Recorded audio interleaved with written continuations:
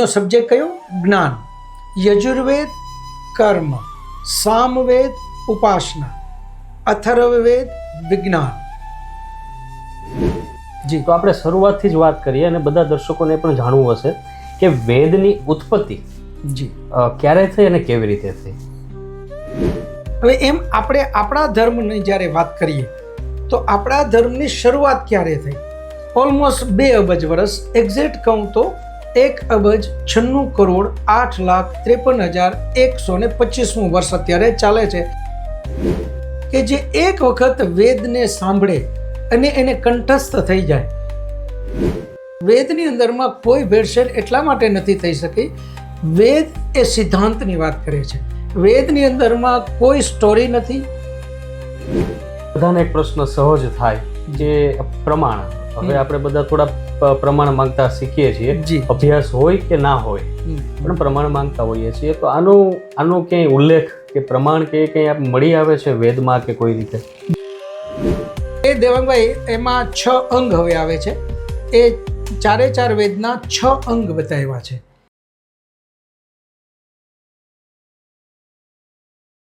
નમસ્તે મિત્રો, આજે આપણી સાથે જે ગેસ્ટ છે એ આપણે જે માહિતી આપવાના છે, જે આપણા સનાતન ધર્મનો પાયો કહેવાય, અને એ છે વેદ. તો વેદ વિશે આપણે જે બધી સાંભળેલીને એવી વાતો હોય એના કરતાં આજે આપણે એકદમ અભ્યાસી વાતો કે વેદ શું છે, વેદની ઉત્પત્તિ ક્યારથી થઈ, વેદમાં શું છે, વેદના અલગ અલગ વિભાગો શું છે, એના વિશે આપણે ઇન ડિટેલ વાત કરવાના છીએ. એટલે આજે આપ ઇન્ટરવ્યૂ સાથે છેલ્લે સુધી જોડાયેલા રહેજો કે આજે તમને જે સનાતન ધર્મનો પાયો છે એકદમ ક્લિયર થઈ જશે. તો ચાલો આપણે આ ઇન્ટરવ્યૂની શરૂઆત કરીએ. તો મિત્રો, આજે આપણી સાથે છે શ્રી સુરેશભાઈ ચાવડા. આપનું સ્પીક બિંદાસમાં ખૂબ સ્વાગત છે સુરેશભાઈ. ખૂબ ખૂબ ધન્યવાદ. અને સ્પીક બિંદાસના બધા શ્રોતાઓને પણ નમસ્તે. અને હું ખાસ આપને એ જણાવું શ્રોતાઓને કે ભાઈ સુરેશભાઈ છે અત્યારે રાજકોટ સ્થિત છે અને અહીંયા દર રવિવારે તેઓ વૈદિક મહાસભા કરીને એક કાર્યક્રમ ચલાવે છે કે જેમાં તેઓ વેદ વિશે લોકોને એકદમ ફ્રી જ્ઞાન આપે છે અને વેદનો અભ્યાસ કરાવે છે. તો આપણે આજે વેદ વિશે જ વિશેષ માહિતી મેળવશું. તો સુરેશભાઈ, આપણે પ્રશ્નોત્તરીમાં જઈએ એ પહેલાં આપને વિનંતી છે કે આપનો એક પરિચય, ટૂંકો પરિચય અમારા દર્શકોને આપો. દેવાંગભાઈ, એ રીતે છે કે વૈદિક મહાસભાની શરૂઆત જ ગલ્ફ કન્ટ્રીમાં થઈ છે. અને ગલ્ફ કન્ટ્રીની અંદર અમારો બધો બિઝનેસ હતો અને વર્ષોથી અમે લોકો ગલ્ફમાં જ પૂરો અમારી કર્મભૂમિ ગલ્ફ કહી શકાય.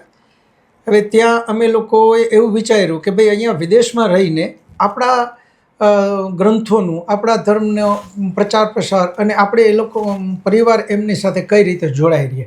તો દર શુક્રવારે અમે લોકો ત્યાં વૈદિક મહાસભાના નામથી બધા લોકો ત્યાં મળતા અને એમાં લગભગ 100 જેટલા ખૂબ સારા લોકો બધા મળી અને વેદ, ઉપનિષદ, દર્શનશાસ્ત્રો, વેદાંગ, ઉપવેદ આના વિશે બધું ચિંતન કરતા. અને ત્યાંથી જ્યારે અમે લોકો ઇન્ડિયા આવ્યા તો ઈચ્છા થઈ કે ભાઈ અહીંયા તો ઉલટાનું વધારે વિશેષ જરૂર છે. અત્યારે વેદ વિશે લોકોને બહુ ઓછી માહિતી છે.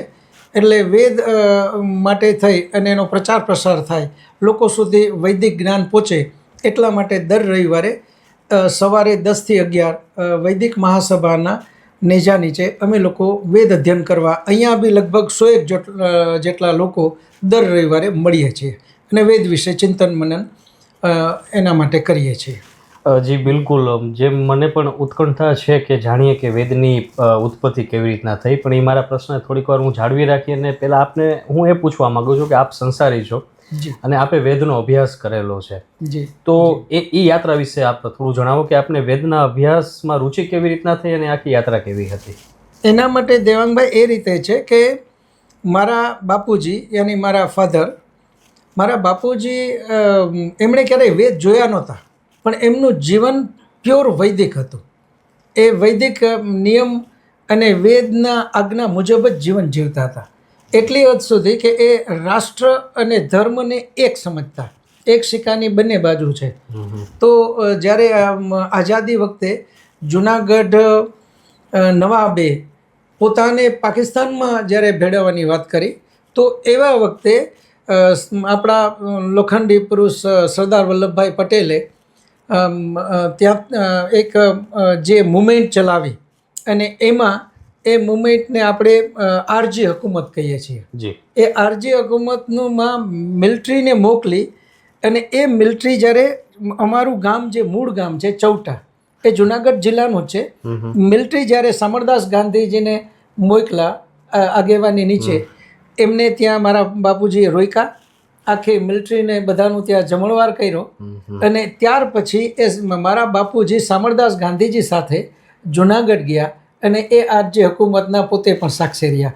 આ જે સ્વભાવ એમનો અને એ જે એમના સંસ્કાર હતા એ બધા અમારામાં આવ્યા અને એ રીતે અમને ખૂબ જ ઈચ્છા થઈ કે ભાઈ આપણે બી કાંઈક કરવું જોઈએ.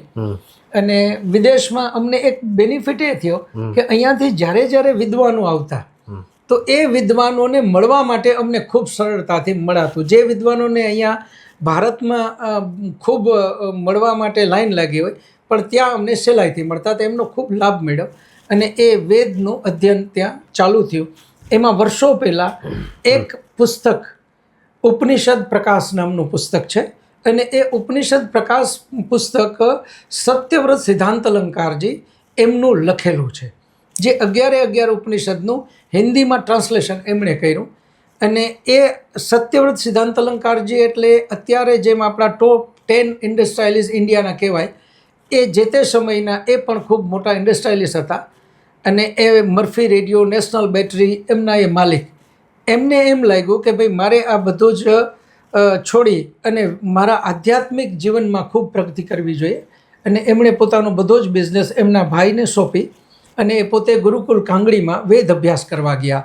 ત્યાં ખૂબ એમણે ગહન ચિંતન મનન અભ્યાસ કર્યો. પછી ગુરુકુલ કાંગડીના એ કુલપતિ બન્યા. એમણે આ ઉપનિષદ પ્રકાશ 11 ઉપનિષદનું હિન્દીમાં ટ્રાન્સલેશન કર્યું. એ પુસ્તક જ્યારે મારા હાથમાં આવ્યું એ મારા જીવનનો ટર્નિંગ પોઈન્ટ હતો. મને એમ લાગ્યું કે ઓહો, આપણો ધર્મ તો ખૂબ મહાન, આપણો જે ગ્રંથો છે એ ખૂબ મહાન. અને એનું અધ્યયન કર્યા પછી આસ્તે જ્ઞાન લીધું, વિદ્વાનોને મળ્યા, વિદ્વાનો પાસેથી ખૂબ જ્ઞાન મળ્યું. એમાં આચાર્ય જ્ઞાનેશ્વરજી, સ્વામી સત્યપતિજી મહારાજ, સ્વામી વિશ્વાંગજી, સ્વામી વિવેકાનંદ પરિવ્રાજકજી, આચાર્ય સત્યજીતજી જે અત્યારે વાનપ્રસ્થ એમણે લીધો એટલે મુનિ સત્યજીતજી જેમને કહીએ, એવા બધા ખૂબ વિદ્વાનોનો લાભ મળ્યો. અને હવે એમ લાગ્યું કે હવે આ જે કાંઈ જ્ઞાન મળ્યું એ લોકો સુધી પહોંચાડવું જોઈએ. અને એની પાછળ પણ એક વાત એ છે કે વેદની અંદરમાં એક વિધાન છે કે જેમણે પણ વેદનું જ્ઞાન લીધું એમણે એ જ્ઞાનને લોકો સુધી પહોંચાડવું, નહીંતર એ પાપના ભાગીદાર બને. એટલા માટે મારે પાપના ભાગીદાર ન બનવું પડે એટલે જે જ્ઞાન મને વેદનું વિદ્વાનો પાસેથી શાસ્ત્રોમાંથી મળ્યું એ હું લોકો સુધી પહોંચાડવાનો પ્રયત્ન કરું છું. જી બિલકુલ. એટલે આપની એક આખી યાત્રા રહી છે ને એમાં વિદ્વાનો થકી આપને વેદ અભ્યાસ કરવાનો એની તક મળેલી છે. હવે આપણે જ્યારે સનાતન ધર્મની વાત કરીએ, હવે અત્યારે એ વિષય વધારે ચર્ચામાં છે, તો સનાતન ધર્મનો પાયો જેને કહીએ છીએ એ વેદ છે. તો આપણે શરૂઆતથી જ વાત કરીએ અને બધા દર્શકોને પણ જાણવું હશે કે વેદની ઉત્પત્તિ ક્યારે થઈ અને કેવી રીતે થઈ. બહુ સરસ દેવાનભાઈ પ્રશ્ન છે. વેદની ઉત્પત્તિ એની વાત કરતાં પહેલાં હું એક વાત તમને કહેવા માંગીશ કે અલગ અલગ સંપ્રદાયો ઘણા છે, મુસ્લિમ, ક્રિશ્ચન. તો આપણે જ્યારે જે મુખ્ય જે નામ વાતો આવે છે તો મુસ્લિમ સંપ્રદાયના મુખ્ય ગ્રંથનું નામ શું? તો બધા એક અવાજે જવાબ આપશે કે કુરાન. એ કુરાન શું કામે છે? કારણ કે મુસ્લિમ સંપ્રદાયની શરૂઆત જ કુરાનથી થઈ. મોહમ્મદ પૈગંબરજીએ કીધું કે ભાઈ મને અલ્લાહ તાલાએ એક ગ્રંથ આપ્યો અને એનું નામ છે કુરાન અને આપણે બધાએ હવે એને જ માનવાનું છે. તો જે કુરાન ગ્રંથ છે એનાથી જ એમની શરૂઆત થઈ એટલે એમનો મુખ્ય ગ્રંથ કુરાન છે. એ જ રીતે હવે ક્રિશ્ચનની વાત કરીએ તો ક્રિશ્ચન સંપ્રદાયના મુખ્ય ગ્રંથનું નામ શું? તો બાઇબલ. બાઇબલ એટલા માટે છે કે જીસસ પોતે યહૂદી હતા. એમણે યહૂદી ધર્મમાં થોડો કાંઈ બદલાવ કરી અને પોતાની રીતે જે ગ્રંથ બનાવ્યો એનું નામ બાઇબલ. પણ યહૂદી ધર્મના લોકોને એમ લાગ્યું કે આ આપણા ધર્મનું અપમાન છે. એમને સૂળીએ ચડાવ્યા, ફાંસી આપી. અને એના પછીથી જે અમુક લોકો યહૂદી હતા એમને એમ લાગ્યું કે ભાઈ એમના ગ્રંથને વાંચવો જોઈએ. અને એમણે એ ગ્રંથ વાંચ્યો, બહુ ગમ્યો. એમને પણ ડર લાગ્યો કે હવે જો આપણે આ ગ્રંથની કાંઈ વાત કરશું તો કદાચ આપણને પણ નુકસાની આવે. એટલે એમણે એક યહૂદીમાંથી અલગ સંપ્રદાય બનાવ્યો અને એ સંપ્રદાયનું નામ છે ક્રિશ્ચન સંપ્રદાય. તો ક્રિશ્ચન સંપ્રદાયની શરૂઆત પણ બાઇબલથી થઈ. તો એ બાઇબલ એટલે એમનો મુખ્ય ગ્રંથ છે કે ત્યાંથી એની શરૂઆત થઈ. હવે એમ આપણે આપણા ધર્મની જ્યારે વાત કરીએ તો આપણા ધર્મની શરૂઆત ક્યારે થઈ? તો બાકીના બધા જ ગ્રંથોમાં દુનિયા પણ સ્વીકારે છે કે ભાઈ આપણા મુખ્ય ગ્રંથો 4 વેદ છે. અને એ સૃષ્ટિની શરૂઆતમાં એટલે કે ઓલમોસ્ટ 2 અબજ વર્ષ, એક્ઝેક્ટ કહું તો 1,96,08,53,125મું વર્ષ અત્યારે ચાલે છે, જે આ સૃષ્ટિની શરૂઆત થઈ ત્યારથી અત્યાર સુધી. અને જ્યારે સૃષ્ટિની શરૂઆત થઈ એ જ વખતે પરમાત્માએ 4 મહાન વિદ્વાન ઋષિને સમાધિમાં આ 4 ઋષિને અલગ અલગ 4 વેદનું જ્ઞાન આપ્યું. એમાં ઋષિના નામ છે અગ્નિ ઋષિ, વાયુ ઋષિ, આદિત્ય ઋષિ અને અંગિરા ઋષિ. અગ્નિ ઋષિને ઋગ્વેદ, વાયુ ઋષિને યજુર્વેદ, આદિત્ય ઋષિને સામવેદ અને અંગિરા ઋષિને અથર્વવેદનું જ્ઞાન આપ્યું. જે તે સમયે ત્યારે પેપર, કાગળ કે આવું કંઈ હતું નહીં. તો પરમપિતા પરમાત્માએ સમાધિમાં એને એ જ્ઞાન આપ્યું અને ત્યાર પછીથી ગુરુ શિષ્ય પરંપરામાં એ જ્ઞાન ચાલતું રહ્યું અને આજે આપણા સુધી આ જ્ઞાન પહોંચ્યું. અને એ વખતે આપણે બધાને ખ્યાલ છે કે આપણે અલગ અલગ નામથી ઓળખતા એકપાઠી, દ્વિપાઠી, ત્રિપાઠી, ચતુર્પાઠી. એ પાઠીનો અર્થ જ એ હતો કે જે એક વખત વેદને સાંભળે અને એને કંઠસ્થ થઈ જાય એને એક પાઠી કહેતા. 2 વખત સાંભળે અને કંઠસ્થ કરે એને દ્વિપાઠી, 3 વખત સાંભળે અને કંઠસ્થ થાય એને ત્રિપાઠી અને 4 વખતને ચતુર્પાઠી. આ રીતે બધાને અલગ અલગ એક એ પોસ્ટ કયો અથવા તો એક ઉપાધિ કયો એ રીતે એમને બધાને આપણે ઓળખતા. એની સાથે સાથે આપણે અલગ અલગ નામ પણ હતા. દ્વિવેદી, ત્રિવેદી, ચતુર્વેદી. જેને એક વેદનું જ્ઞાન છે એને વેદી કહેતા, જેને 2 વેદ કંઠસ્થ અને જ્ઞાન હોય એને દ્વિવેદી કહેતા, જેને 3 વેદનું કંઠસ્થ હોય અને જ્ઞાન હોય એને ત્રિવેદી કહેતા, અને જેને 4 વેદનું જ્ઞાન હોય અને 4 વેદ કંઠસ્થ હોય એને ચતુર્વેદી કહેતા. તો એ પરંપરા મુજબ ગુરુ શિષ્ય પરંપરાથી છેક વેદ ત્યારથી શરૂ થઈ અને અત્યાર સુધી આપણા સુધી આ બધા ઉપલબ્ધ છે. અને એમાં પણ મુખ્ય વાત તો એ છે કે આપણને પ્રશ્ન થાય કે એની અંદરમાં કોઈ મિશ્રણ અથવા તો ભેળસેળ નથી થઈ. તો ના, વેદની અંદરમાં કોઈ ભેળસેળ એટલા માટે નથી થઈ શકી. વેદ એ સિદ્ધાંતની વાત કરે છે. વેદની અંદરમાં કોઈ સ્ટોરી નથી, કોઈના વિશે સ્ટોરી નથી. વેદમાં માત્ર સિદ્ધાંતોની વાત કરી અને સિદ્ધાંત કોઈ દિવસ બદલી શકાય નહીં, એમાં ભેળસેળ થઈ શકે નહીં. એટલે આજે પણ વેદ આપણને મૂળ સંહિતાઓ જે છે એ શુદ્ધ મળે છે. જી બિલકુલ. આમાં આપણે એક સરસ આપણે ઉલ્લેખ કરેલો કે સૃષ્ટિ સંવંત, જી, જે 1,96,00,000 આપણે જે એ વાત કરી. જી, તો બધાને એક પ્રશ્ન સહજ થાય કે પ્રમાણ. હવે આપણે બધા થોડા પ્રમાણ માંગતા શીખીએ છીએ. જી. અભ્યાસ હોય કે ના હોય પણ પ્રમાણ માંગતા હોઈએ છીએ. તો આનો ક્યાંય ઉલ્લેખ કે પ્રમાણ કે કંઈ મળી આવે છે વેદમાં કે કોઈ રીતે? જી દેવાંગભાઈ, હવે આપણે જેમ એના 2 પ્રમાણથી વાત કરીએ. અત્યારે આપણે ગુજરાતીની અંદરમાં વિક્રમ સંવંત બોલીએ છીએ. તો વિક્રમ સંવંત જે આપણે કહીએ છીએ કે અત્યારે 2081 ચાલે છે. તો આપણા એક મહાન ધર્મિષ્ઠ રાજા જે વિક્રમ રાજા, એમની યાદમાં આપણે વિક્રમ સંવંત શરૂ કર્યું છે. 1, 2, 3 એમ કરીને અત્યારે 2081 આપણે પહોંચ્યા છીએ. આની અંદરમાં મોટામાં મોટું પ્રમાણ એ છે કે હવે આ 2081 પૂરું થાય પછી ડાયરેક્ટ કોઈ 2081ને બદલે 3000 આવું કોઈ કહી શકે નહીં. કારણ કે બધાને ખ્યાલ છે કે 2081 ચાલે છે, હવે પછી આવશે તો 2082 જ હશે, એમાં કોઈ ભેળસેળ કરી ના શકે. એ જ રીતે અત્યારે ઈસવીસન આપણું 2025 ચાલે છે. હવે એ જીસસની યાદમાં 1, 2 કરીને અત્યારે 2025 સુધી આપણે પહોંચ્યા. હવે આગલા વર્ષે આપણે કોઈ 2030 કોઈ કહી ના શકે. અથવા તો 2050 ન કહી શકે, કેમ કે બધાને ખ્યાલ છે કે આ વર્ષ અત્યારે 2025 છે, તો હવે 26 જ શરૂ થાય. એ જ રીતે આપણી પરંપરા મુજબ જ્યારથી સૃષ્ટિની શરૂઆત થઈ અને વેદ આપણને પરમાત્માએ આપ્યા, એમાં યજ્ઞ યાની હવન એ આપણા ઋષિમુનિઓએ કરવાની શરૂઆત કરી. ઋષિમુનિઓએ જ્યારે પણ હવનની શરૂઆત કરી તો એ હવન કરતાની પહેલાં એક સંકલ્પ પાઠ બોલે છે, અને એ સંકલ્પ પાઠની અંદરમાં આ બધું જ આવે છે કે અત્યારે કયો દિવસ ચાલે છે, કયું વરસ ચાલે છે, કેટલા વરસ થયા, એટલે એક એક વરસ જ એમાં ઉમેરો કરી શકાય. જે અત્યારે સંકલ્પ પાઠની અંદરમાં પણ આપણે બોલીએ છીએ 1,96,08,53,125મું વર્ષ. હવે આવતા વર્ષે કોઈ 125ને બદલે 150 ના કહી શકે. એટલે આ જ મોટું પ્રમાણ છે કે અત્યારે એ પરંપરા આપણી જે શરૂ થઈ હતી એ 1,96,08,53,125મું વર્ષ અહીંયા ચાલે છે.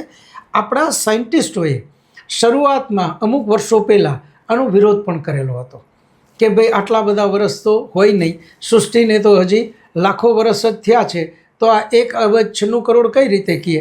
પરંતુ આગળ જેમ જેમ એ લોકોની શોધ, એ લોકોએ જેમ જેમ આગળ ચિંતન મનન કર્યું અને જે શોધ કરી તો ખબર પડી કે નહીં ભાઈ, સૃષ્ટિને લાખો નહીં કરોડો વર્ષ થયા.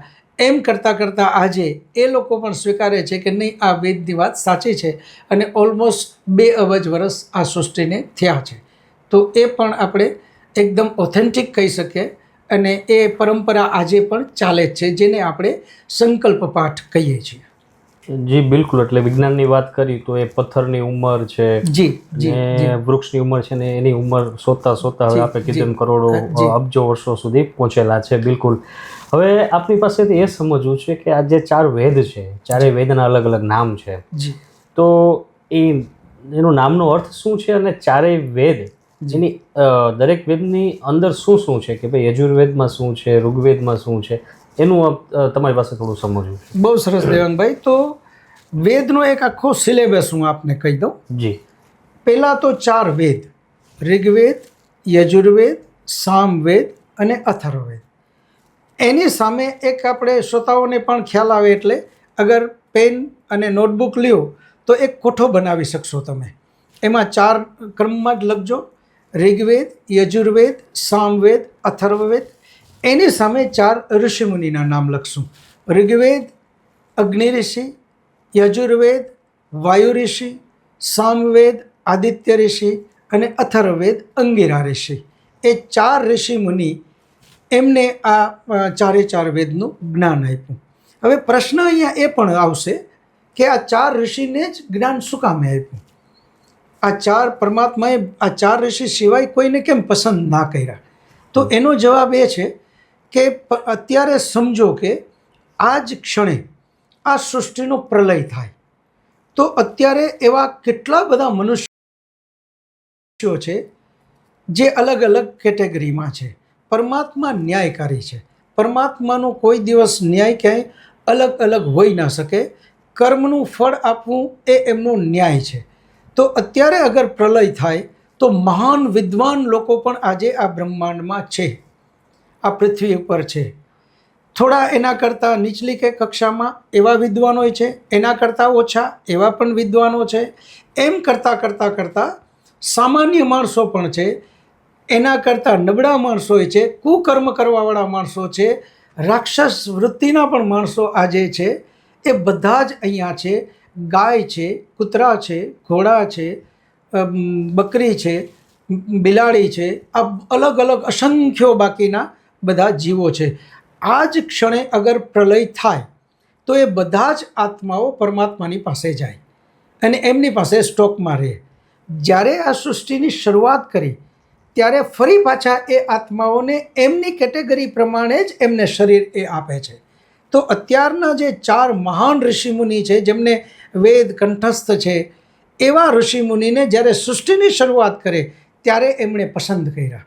એ 4 ઋષિને અલગ અલગ વેદ, એ એક વેદ 4 ઋષિને આપી અને ફરી પાછું એમને જ્ઞાન, એમની મહેનત એ ખૂબ હતી, એ એમની પાસે એમની લાયકાત હતી, એટલે એમને એ ચારે ચાર વેદનું અલગ અલગ જ્ઞાન ચારે ચાર ઋષિને આપ્યું.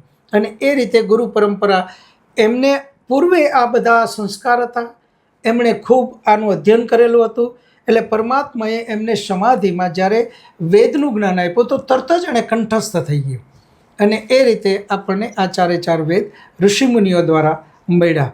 તો એ ચાર વેદના ઋષિ, પછી આવશે કયા વેદમાં કયો સબ્જેક્ટ છે. જી.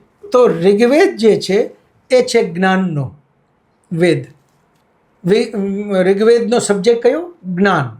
યજુર્વેદ કર્મ, સામવેદ ઉપાસના, અથર્વવેદ વિજ્ઞાન. આજે દુનિયામાં જે કંઈ વિજ્ઞાન છે એ બધું જ અથર્વવેદની દેન છે. આ જે ચારે ચાર વેદની આપણે વાત કરીએ છીએ તો એમાં આપણે સબ્જેક્ટ જ્યારે બોલીએ તો આ મુખ્ય વિષયની વાત આવે છે. બાકી તો ચારે ચાર વેદમાં બધા જ વિષયો આવે છે, પરંતુ ઋગ્વેદનો મુખ્ય વિષય કયો? તો જ્ઞાન. યજુર્વેદનો મુખ્ય વિષય કયો? તો કર્મ. સામવેદનો મુખ્ય વિષય કયો? ઉપાસના. અથર્વવેદનો મુખ્ય વિષય કયો? તો વિજ્ઞાન. આ રીતે આપણે જ્ઞાન, કર્મ, ઉપાસના અને વિજ્ઞાન આ ચારે ચાર વેદના વિષય છે. અને એ ચારે ચાર વેદના વિષય પછી આગળ આપણે એમના મંત્રોની સંખ્યા એ રીતે લેવું જોઈએ. મંત્રોની સંખ્યા કઈ અને પછી એનો જે આગળનો સિલેબસ છે એ પછી વાત કરશું. વચ્ચે ફરી દેવાંગભાઈના કાંઈ પ્રશ્નોને આપણે લઈ લેશું. ચારે ચાર વેદના મંત્રોની સંખ્યા, ઋગ્વેદ ચારે ચાર વેદમાં બધાથી મોટો વેદ છે. ઋગ્વેદમાં મંત્રોની સંખ્યા છે 10,552. યજુર્વેદ 1975 મંત્રો, સામવેદ 1875 મંત્રો અને અથર્વવેદ 5,977 મંત્રો. તો બધાથી મોટો ઋગ્વેદ 10,552 મંત્રો. એનાથી જે સેકન્ડ નંબરનો મોટો છે વેદ એ છે અથર્વવેદ, જેમાં 5,977 મંત્રો. ત્યાર પછી આવશે યજુર્વેદ 1975 મંત્રો. અને સૌથી નાનો ચારે ચાર વેદમાં એ છે સામવેદ, જે 1875 મંત્રો છે. આ રીતે આપણે એક કોઠાના રૂપમાં તમે આગળ લખતા જાજો. જી. પ્રશ્ન એ થયો કે જે વેદ છે જી એ એક સામાન્ય વ્યક્તિ સીધા જ સમજી શકે જી એવું છે નહીં, એનો વ્યવસ્થિત અભ્યાસ ગુરુની તમારે નિશ્રામાં કરવાનો છે. જી. તો ક્યાંક એવું પણ સાંભળેલું છે કે વેદને સમજવા માટે પણ જેને ઉપાંગ કે જે કીધું છે પછી એને સમજવા એટલે એ પણ આખો કોષ્ટક છે, તો એના વિશે થોડી વાત કરશો? બહુ સરસ દેવાંગભાઈ. વેદ પહેલાં તો માન્યતા જે છે કે વેદ ખૂબ કઠિન છે એ માન્યતા એટલી સાચી નથી. ઓકે. વેદ એટલા કઠિન નથી, કેમ કે વેદની અંદરમાં સ્ટ્રેટ 1+1=2 આવી જ બધી વાતો કરી છે.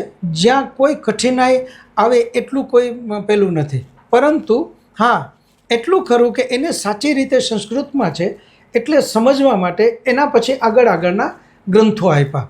તો હમણાં જેમ આપણે સિલેબસની વાત કરી તો એમાં મંત્રોની સંખ્યા સુધી આપણે ગયા. હવે આગળ જે આવે છે એ છે વેદ પછીના ઉપવેદ. ચારે ચાર વેદના 4 અલગ અલગ ઉપવેદ છે.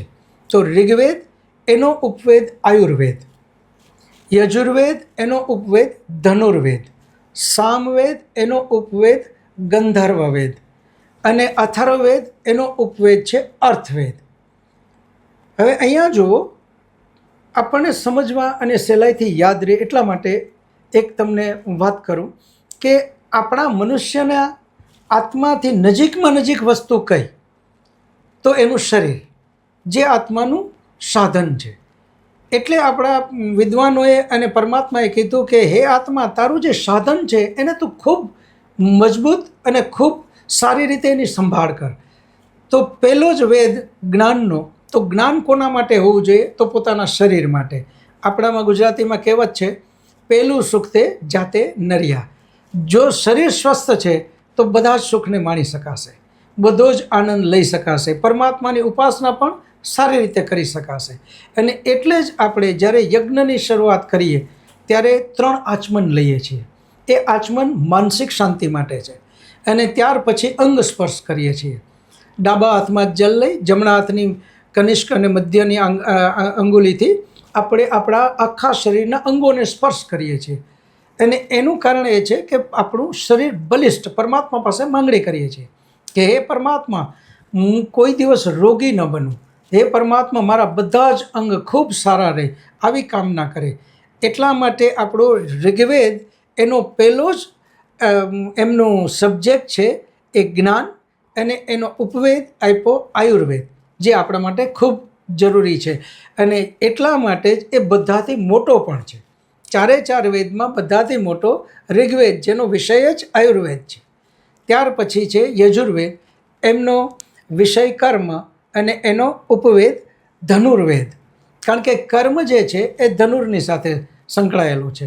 ત્યાર પછી ઉપાસના માટેનો વેદ જે આવે છે એ છે સામવેદ, અને સામવેદનો વિષય ઉપાસના, એટલે એમનો ઉપવેદ છે ગંધર્વવેદ. અને ત્યાર પછી અથર્વવેદ, જેનો વિષય વિજ્ઞાન. હવે જો અહીંયા શબ્દ યાદ રાખવા માટે કેટલો સહેલો પડે. આપણે બધા જ જાણીએ છીએ કે પૈસાને આપણે શું કહીએ છીએ? ઇંગ્લિશમાં ઇકોનોમી અને ગુજરાતીમાં અર્થશાસ્ત્ર. અર્થ જે છે એ પૈસો મેળવવા માટેનો છે. તો જ્યારે વિજ્ઞાન જેનો વિષય છે એ વિજ્ઞાન શેના માટે હોય? તો પૈસો કમાવા માટે. નવું નવું ઇન્વેન્શન કરીએ, નવી નવી શોધ કરીએ, અને એના દ્વારા આપણે ખૂબ સુખી થાય, રાષ્ટ્ર વૈભવ તરફ આગળ વધે. તો અથર્વવેદ એનો જે ઉપવેદ જે છે એ છે અર્થવેદ. આમ આ ચાર એના ઉપવેદ છે, જેને આપણે પહેલાં શીખવા જોઈએ. ઉપવેદ પછીના જે છે એ ચાર છે બ્રાહ્મણ ગ્રંથ. અહીંયા આપણે એક ચોખવટ જરૂર કરવી જોઈએ કે બ્રાહ્મણ ગ્રંથનો અર્થ એ નથી, અહીંયા કોઈ જ્ઞાતિ માટેની વાત નથી, જ્ઞાતિવાચક અહીંયા નથી, એ છે ગુણવાચક શબ્દ.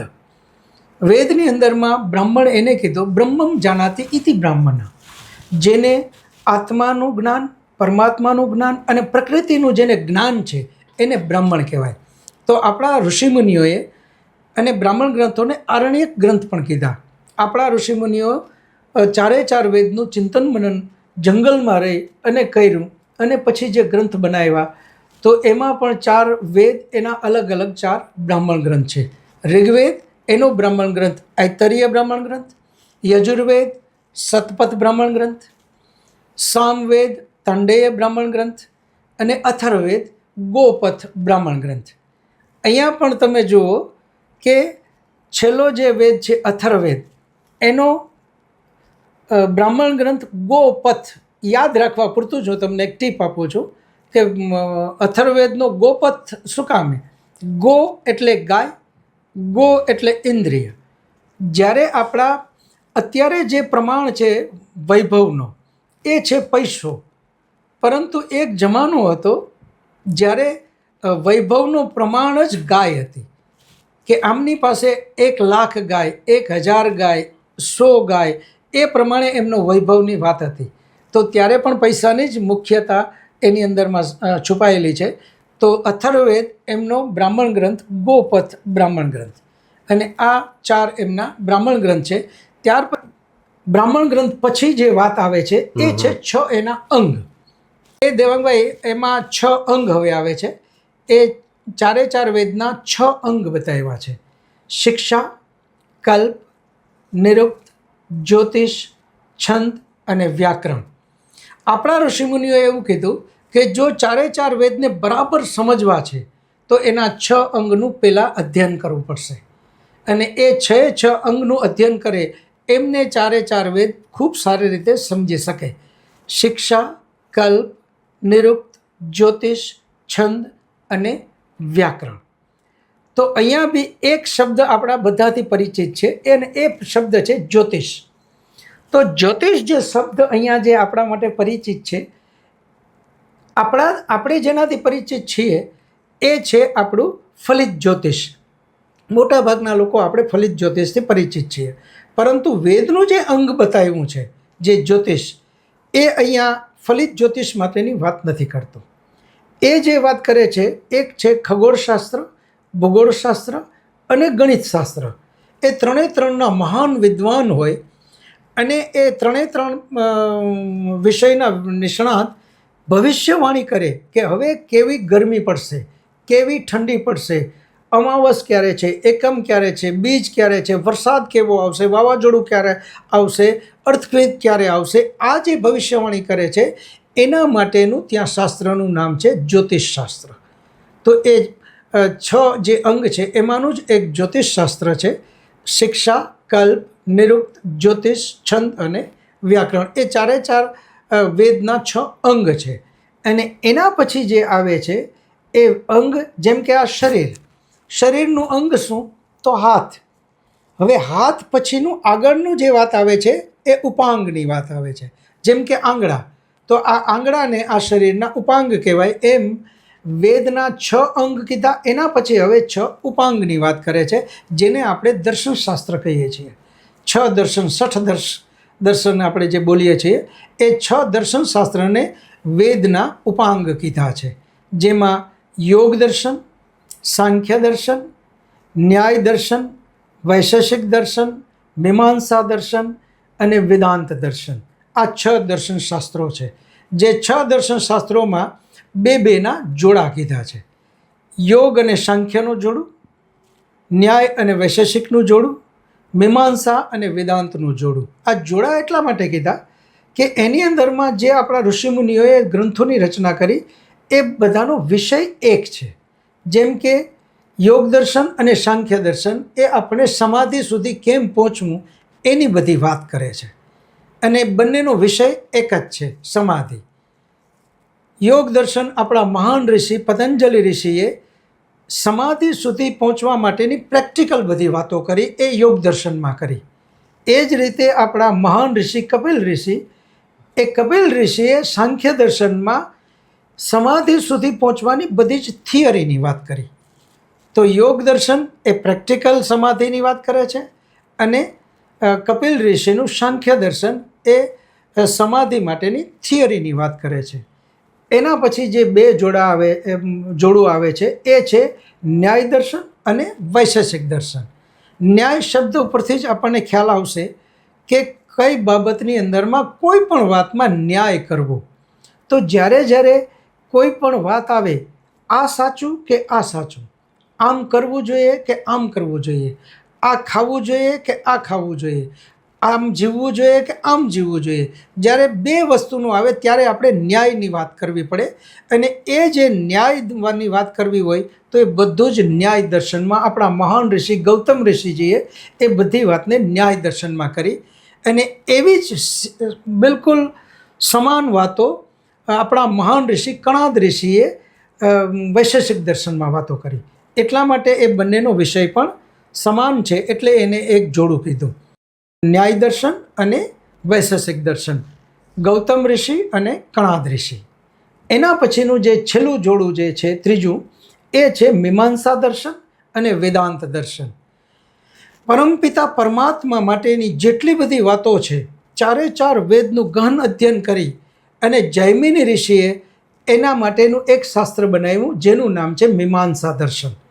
અને એવો જ વિષય પરમાત્મા માટેની જ બધી વાતો આપણા મહાન ઋષિ વ્યાસ ઋષિ, એ વ્યાસજીએ જે 4 વેદનું અધ્યયન કરી અને એક દર્શનશાસ્ત્ર બનાવ્યું એનું નામ છે વેદાંત દર્શન. બંને દર્શનનો વિષય એક જ છે, સમાન છે, પરમપિતા પરમાત્મા. અને એટલા માટે જ વેદાંત દર્શનનું બીજું નામ છે બ્રહ્મસૂત્ર.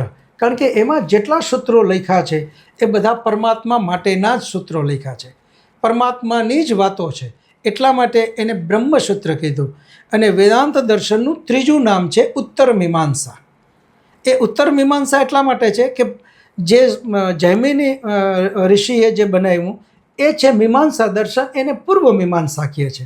અને સેમ જ વાત હોવાથી, વિષય એક જ હોવાથી જૈમિની ઋષિનું પૂર્વ મીમાંસા અને વ્યાસ ઋષિનું ઉત્તર મીમાંસા. અને આપણા મહાન વિદ્વાન ઋષિઓ એક નામથી પણ બોલે છે, માત્ર મીમાંસા દર્શન. તો મીમાંસા જ્યારે બોલે તો એના 20 અધ્યાય કહે છે, જેની અંદરમાં 16 અધ્યાય એ છે પૂર્વ મીમાંસાના અને 4 અધ્યાય એ છે ઉત્તર મીમાંસાના, યાની વેદાંત દર્શનના. એટલે કુલ 16 અધ્યાય થાય.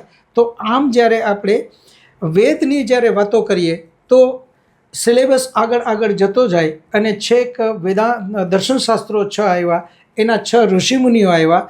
એના પછી આપણા ઋષિમુનિઓએ જે વાત કરી છે એ છે ઉપનિષદની.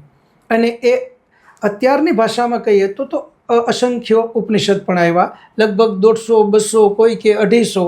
પરંતુ જે આપણા ઋષિમુનિઓએ જેને માન્યતા આપી, જેને વૈદિક ઉપનિષદ કહી શકાય, તો એવા ઉપનિષદ 11 છે.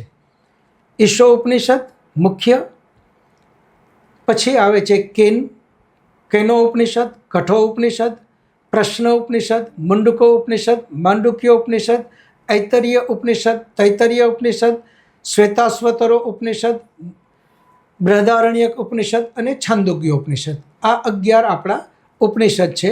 એમાં મુખ્ય ઉપનિષદ ઈશાવાસ્ય ઉપનિષદ એટલા માટે છે કે આપણા ઋષિમુનિઓએ 4 વેદનું ગહન અધ્યયન કર્યું ત્યારે એમને ખ્યાલ આવ્યો કે મનુષ્ય જીવન માટે યજુર્વેદનો 40મો અધ્યાય ખૂબ જરૂરી છે. એટલા માટે આપણા ઋષિમુનિએ એવું વિચાર્યું કે કદાચ મનુષ્ય એની વ્યસ્તતાને કારણે 4 વેદનું અધ્યયન ન કરે, પણ માત્ર યજુર્વેદનો 40મો અધ્યાયનું અધ્યયન કરી લે તો પણ એમના જીવન માટે પર્યાપ્ત છે. એટલા માટે એ ઋષિમુનિઓએ યજુર્વેદના 40મા અધ્યાયને અલગ કરી એનું નામ આપી દીધું ઈશાવાસ્ય ઉપનિષદ. એટલે અત્યારે જે દેવંગભાઈ તમે જે પ્રશ્ન કર્યો કે લોકોએ વેદ અભ્યાસની શરૂઆત ક્યાંથી કરવી, આ બધાનો કોમન પ્રશ્ન છે. અને એ જે શરૂઆત છે તો ઉપનિષદથી શરૂઆત કરવી જોઈએ. અને ઉપનિષદ થાય પછી આગળ દર્શનશાસ્ત્રો, એમ કરતાં આગળ જઈ અને છેક વેદ સુધી પહોંચવું જોઈએ, તો ખૂબ સરળતાથી સમજાશે. જી બિલકુલ. સુરેશભાઈ, આપે સમય કાઢી અમારી સાથે આટલી વાત કરી. આ વિષય તો એવો છે કે આમ આપણે વાત કરતા જ રહીશું.